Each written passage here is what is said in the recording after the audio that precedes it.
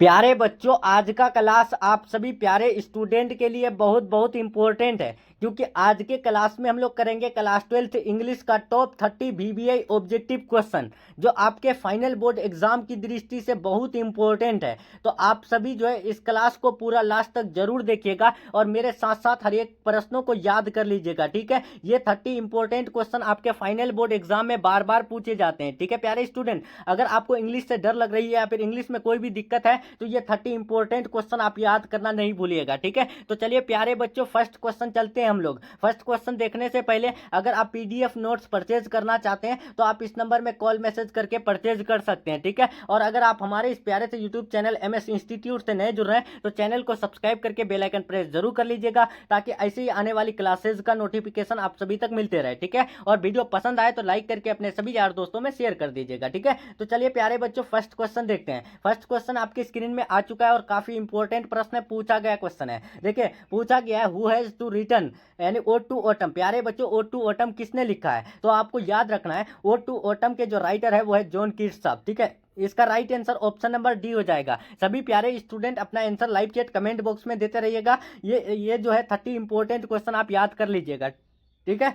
तो देखिए दूसरा नंबर पूछा गया है, how many dialects of Old English are there. प्यारे बच्चों, ओल्ड इंग्लिश में जो है कितने डायलेक्ट्स होते हैं? तो आपको याद रखना है 4 डायलेक्ट्स होते हैं। इसका राइट आंसर बी हो जाएगा। नेक्स्ट क्वेश्चन देखते हैं, तीसरा नंबर पूछा गया है, no the leaves are falling fast is written by. प्यारे बच्चों, no the leaves are falling fast जो है किसके द्वारा लिखा गया है? तो आपको याद रखना है तीसरा का राइट आंसर सी हो जाएगा। WH ऑर्डन साहब के द्वारा लिखा गया है, ठीक है। इसका राइट आंसर सी हो जाएगा। नेक्स्ट क्वेश्चन चलते हैं 4 नंबर। बहुत इंपॉर्टेंट प्रश्न है और बार बार पूछे जाते हैं। ये क्वेश्चन 2024 में भी पूछा गया है, आप याद रख लीजिएगा, ठीक है। Who was the son of Sohanlal. प्यारे बच्चों, सोहनलाल के बेटा का नाम क्या था? रविराम, रतिराम यानी हरिराम, शिवराम। इसका राइट आंसर बताएंगे। सोहनलाल का बेटा कौन था? तो आपको याद रखना है रतिराम था। इसका राइट आंसर भी हो जाएगा। नेक्स्ट क्वेश्चन चलते हैं 5 नंबर पूछा गया है, who said there is nothing like honesty. प्यारे बच्चों, कौन है जो बोलते हैं, यानी ए पिंच ऑफ स्नफ में कौन बोलते हैं कि there is nothing like honesty, मतलब ईमानदारी से बढ़ के कुछ यानी कोई चीज नहीं। तो आपको याद रखना है ये बोलते हैं नानू काका, ठीक है। इसका राइट आंसर भी हो जाएगा।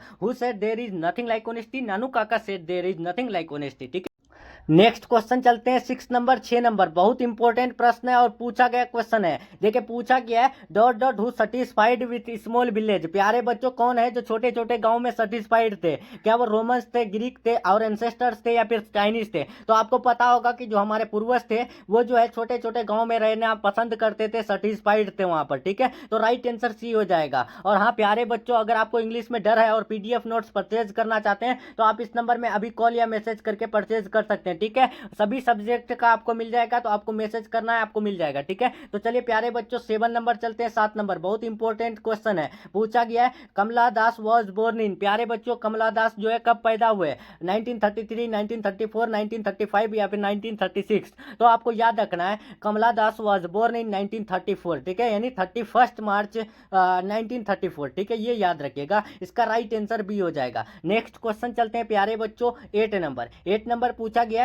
Choose the correct spelling. प्यारे बच्चों, यहाँ पर देखिए करेक्ट स्पेलिंग बताना है, यानी ब्यूरोक्रेसी का जो है यानी करेक्ट स्पेलिंग कौन सा है? तो आपको याद रखना है इसका 8 का जो राइट आंसर हो जाएगा। आप लोग फटाफट आंसर देंगे तो इसका राइट आंसर सी हो जाएगा, ब्यूरोक्रेसी, ठीक है। यानी यहाँ पर देखिए BUREAUCRACY, ठीक है, ये होगा। इसका राइट आंसर सी हो जाएगा। करेक्ट स्पेलिंग से आपको 5 नंबर का पूछे जाते हैं, आप याद रख लीजिएगा, ठीक है। जितना आपको बता रहे हैं आपको याद कर लेना है, ठीक है। बाकी चैनल से नहीं जुड़ रहे हैं, चैनल सब्सक्राइब करके बेल आइकन प्रेस कर लीजिएगा, ताकि ऐसे ही आने वाली क्लासेस का नोटिफिकेशन आप सभी तक मिलते रहे। Normans belong to. प्यारे बच्चों, नॉर्मन्स जो है वो कहां से बिलोंग करते हैं? तो आपको याद रखना है फ्रांस से बिलोंग करते हैं। इसका राइट आंसर सी हो जाएगा। नेक्स्ट चलते हैं 10 नंबर पूछा गया, देखिए इंपॉर्टेंट प्रश्न है, आपको ये क्वेश्चन याद रखना है प्यारे स्टूडेंट। पूछा गया है, the Gujarati equivalent for civilisation mean. प्यारे बच्चों, सिविलाइजेशन के लिए गुजराती इक्विवेलेंट का क्या मतलब है? तो आपको याद रखना है इसका मतलब है गुड कंडक्ट, मतलब अच्छा चरित्र, ठीक है। इसका राइट आंसर सी हो जाएगा।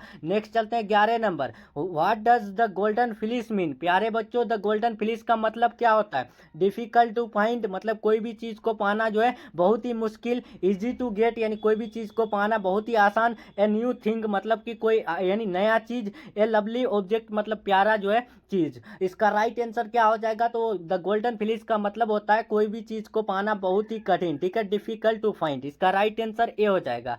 नेक्स्ट चलते हैं 12 number, Gandhi ji was born on. प्यारे बच्चों गांधी जी कब पैदा हुए, तो आपको पता होगा 2 अक्टूबर यानी 2 अक्टूबर 1869 में, ठीक है। इसका राइट आंसर सी हो जाएगा। नेक्स्ट क्वेश्चन चलते हैं, नेक्स्ट हम लोग चलते हैं 13 नंबर पूछा गया है, who has written Indian civilisation and culture. प्यारे बच्चों इंडियन सिविलाइजेशन एंड कल्चर एक क्या है, तो वो एक ऐसे है, ठीक है, लेकिन ये जो लिखा गया है किसके द्वारा, तो आपको पता होगा महात्मा गांधी के द्वारा, ठीक है। इसका राइट आंसर बी हो जाएगा। नेक्स्ट चलते हैं 14 number, which type of prose piece Bharat is my home. प्यारे बच्चों भारत इज माई होम कैसा प्रोज पीस है, तो आपको पता होगा कि भारत इज माई होम एक स्पीच है यानी एक भाषण है, ठीक है। इसका राइट आंसर सी हो जाएगा। और भारत इज माई होम के राइटर कौन है, तो वो है डॉक्टर जाकिर हुसैन, ठीक है, यानी इस स्पीच को डिलीवर्ड कौन किए थे, तो डॉक्टर जाकिर हुसैन किए थे, ठीक है। और इनका ये जो पैदा हुए थे, ये बोर्न कब हुए, तो ये कब हुए थे, तो वो 1897 में, कहाँ पे, हैदराबाद में, ठीक है। और इनकी डेथ कब हुई थी, तो आपको याद रखना इनकी डेथ जो हुई थी कब,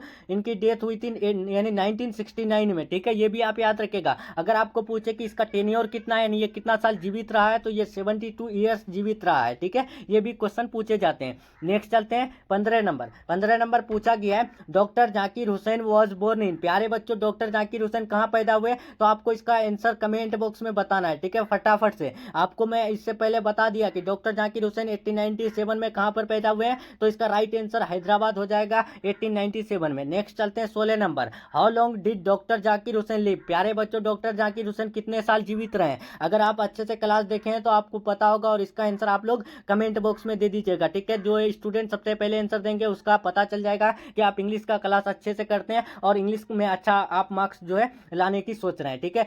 प्यारे बच्चों अगर इंग्लिश अगर आप लोग अच्छे से मार्क्स लेकर के आ गए ना, तो बाकी सब्जेक्ट में आप अच्छे से मार्क्स लेकर के आ जाएंगे, ठीक है। इसीलिए इंग्लिश को हल्के में नहीं लेना है, इंग्लिश का हर एक क्वेश्चन आपको याद करते चलना है। Who is coming to Delhi to see some minister. प्यारे बच्चों कौन है जो यानी कुछ मिनिस्टर्स को देखने दिल्ली आ रहे हैं, बरकत अली, सोहन लाल, नानू काका, अंडर सेक्रेटरी। तो याद रखना है जो नानू काका है वही जो है दिल्ली आ रहे हैं कुछ मिनिस्टर्स को देखने। इसका राइट आंसर सी हो जाएगा। नेक्स्ट चलते हैं 18 number, in which season did Nanu Kaka visit Delhi. प्यारे बच्चों कौन से सीजन में जो है, कौन से जो है मौसम में यानी दिल्ली विजिट करते हैं नानू काका। जाड़े के मौसम में, ऑटम के यानी सीजन में, स्प्रिंग के सीजन में, समर के सीजन में। तो आपको याद रखना ये गर्मी के सीजन में जो है नानू काका विजिट करते हैं दिल्ली। नेक्स्ट चलते हैं 19 number, A pinch of snuff is a dot dot story. प्यारे बच्चों ए पिंच ऑफ स्नफ जो है कैसा स्टोरी है, तो आपको याद रखना है ये कॉमिक एंड एडवेंचरस स्टोरी है, ठीक है। इसका राइट आंसर सी हो जाएगा। और इसके राइटर का नाम क्या है, तो इसके राइटर का नाम मनोहर मालगांवकर है, ठीक है,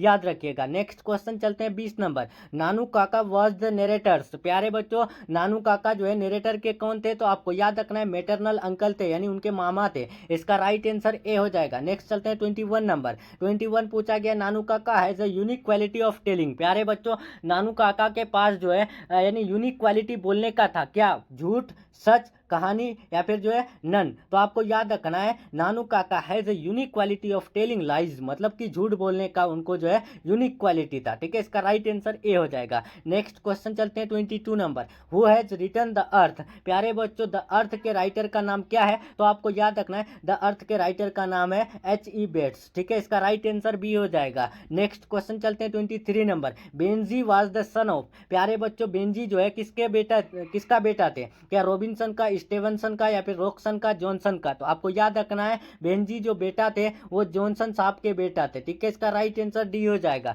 सभी प्यारे स्टूडेंट अपना answer live chat comment box में देते रहिएगा। Benjy left school at the age of. प्यारे बच्चों बेंजी जो है स्कूल कब छोड़ देते हैं यानी कौन से उम्र में, 12 के उम्र में यानी 12 साल की उम्र में, 13 साल की उम्र में, 14 साल की उम्र में, 15 साल की उम्र में। तो आपको याद रखना है बेंजी जो स्कूल छोड़ देते हैं तो वो 14 साल की उम्र में यानी 14 ईयर्स की एज में वो स्कूल छोड़ देते हैं, ठीक है। नेक्स्ट चलते हैं 25 नंबर, हु हैज फ्लोरेंस। प्यारे बच्चों फ्लोरेंस कौन थे, क्या वो बेंजी के क्लासमेट थे, मेड ऑफ द फार्म मतलब कि फार्म के नौकरानी थे, या फिर जो है जॉनसन्स के रिश्तेदार थे, या फिर बेंजी के यानी सेक्रेटरी थे। तो आपको याद रखना है हु हैज फ्लोरेंस, तो आपको याद रखना है वो मेड ऑफ द फार्म थे, यानी मतलब फार्म के नौकरानी थी। ठीक है, इसका राइट आंसर बी हो जाएगा। नेक्स्ट क्वेश्चन चलते हैं 26 number, who has written a marriage proposal. प्यारे बच्चों, ए मैरिज प्रपोजल जो है किसके द्वारा लिखा गया है, तो वो एंटोन चेकोव के द्वारा लिखा गया है। ठीक है, इसका राइट आंसर डी हो जाएगा। नेक्स्ट क्वेश्चन चलते हैं 27 number, Lomov wants to marry. प्यारे बच्चों, लोमोव किससे शादी करना चाहते हैं, जसिका से, नटालिया से, सुसन से, फ्लोरेंस से। तो आपको याद रखना है लोमोव जो है वो नटालिया से शादी करना चाहते हैं। ठीक है, इसका राइट आंसर भी हो जाएगा। नटालिया किसकी बेटी थी, तो वो चुबुकोव की बेटी थी। आपको ये भी याद रखना है, किसकी बेटी थी, चुबुकोव की बेटी थी। नेक्स्ट क्वेश्चन चलते हैं प्यारे बच्चों 28 number, Natalia is the daughter of. यही क्वेश्चन है, आपको इससे पहले बता दिया। नटालिया किसकी बेटी थी, तो वो चुबुकोव की बेटी थी। राइट आंसर डी हो जाएगा। नेक्स्ट चलते हैं 29 नंबर, इंपॉर्टेंट प्रश्न है, आपको याद रखना है, ये क्वेश्चन पूछे जाते हैं फाइनल एग्जाम में। What is the name of Natalia's dog. प्यारे बच्चों, नटालिया का डॉग का नाम क्या था, तो नटालिया का डॉग का नाम था लिप। ठीक है, इसका राइट आंसर डी हो जाएगा। नटालिया के डॉग का क्या नाम था, तो लिप नाम था। ठीक है, इसका राइट आंसर डी हो जाएगा। नेक्स्ट चलते हैं 30 नंबर पूछा गया, और ये आज का लास्ट प्रश्न है। देखिए पूछा गया है, John Donne is a dot dot poet. प्यारे बच्चों, जॉन डन जो है कैसा पोएट है, क्या वो एक पोएट है, या फिर मेटाफिजिकल पोएट है, या फिर रोमांटिक पोएट है, या फिर पेसिमिस्टिक पोएट है। तो आपको याद रखना है जॉन डन एक जो है मेटाफिजिकल पोएट है। ठीक है, इसका राइट आंसर भी हो जाएगा। तो चलिए प्यारे बच्चों, हम लोग का यहाँ इंग्लिश का टॉप 30 इंपॉर्टेंट ऑब्जेक्टिव क्वेश्चन का क्लास कंप्लीट हो रहा है। ठीक है, क्लास कैसा लगा कमेंट में जरूर बताइएगा। अगर आप चैनल से नए जुड़ रहे हैं तो चैनल को सब्सक्राइब करके अपने सभी दोस्तों में शेयर कर दीजिएगा, ताकि ऐसे ही आने वाली क्लासेस का नोटिफिकेशन आप सभी तक मिलते रहे, और आपके दोस्त भी जो है क्लास में जुड़े और आप भी जुड़े। ठीक है, और पीडीएफ नोट्स के लिए आप लोग इस नंबर में कॉल मैसेज जरूर कीजिएगा। ठीक है, आपको जो है पीडीएफ नोट्स इस नंबर में मिल जाएगा। ठीक है, बहुत ही कम फी में। ठीक है, तो चलिए प्यारे बच्चों, हम लोग का क्लास यहीं तक रहने वाला है। क्लास कैसा लगा कमेंट में जरूर बताइएगा। ठीक है, तो चलिए मिलते हैं नेक्स्ट क्लास में नेक्स्ट टॉपिक के साथ। तब तक के लिए अपना ख्याल रखें, अपना जो स्टडी जारी रखें। Take care, thanks for watching.